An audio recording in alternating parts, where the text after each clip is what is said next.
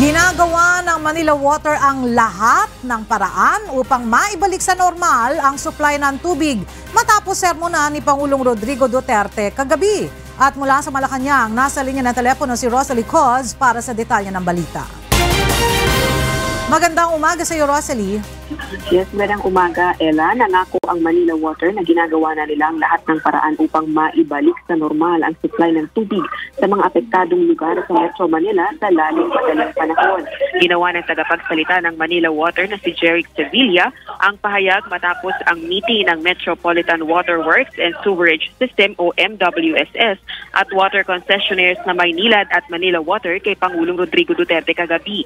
Matinding babala ang ginawa ng punong ehekutibo laban sa mga opisyal ng MWSS at sa dalawang water concessionaires. Anang presidente, tatanggalin sa pwesto ang mga opisyal at i-determinate ang kontrata kung hindi nila aayusin ang kanilang serbisyo.